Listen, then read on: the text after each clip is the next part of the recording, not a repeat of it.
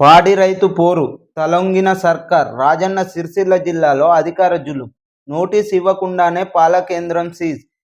కాంగ్రెస్ నేతల ఒత్తిడి మేరకు చర్యలు 20,000 పాడి రైతు కుటుంబాలకు నష్టం రైతుల కన్నెర్ల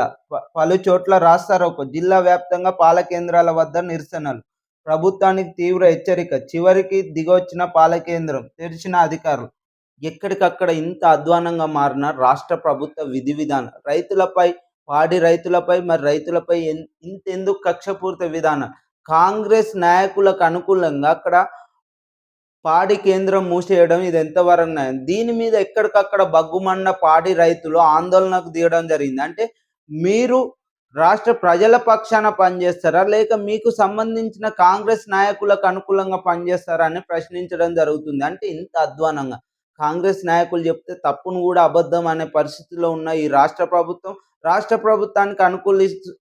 సపోర్ట్ చేస్తున్న అధికారులు మీరు అధికారులు చట్టపరంగా చేయాలి కానీ అక్కడ ఉన్న కార్యకర్తలకు అనుకూలంగా చేయడం ఇది ఎంతవరకు దీనిపై ఎక్కడికక్కడ బగ్గుమన్న పాడి రైతులు నిన్న కేంద్రం సిరిసిల్ల జిల్లా మొత్తంలో రాస్తారోకో ధర్నాలు చేయడం జరిగింది ఎక్కడికక్కడ పాల కేంద్రాల ముందు ధర్నాలు చేయడం వలన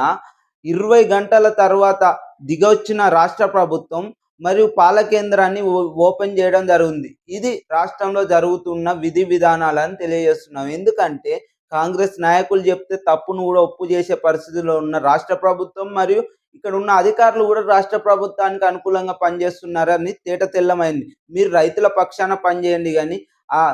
కాంగ్రెస్ పార్టీ నాయకుల పక్షాన కాదు మీకు ఓట్లేసిన ప్రజలని తెలియజేస్తున్నాం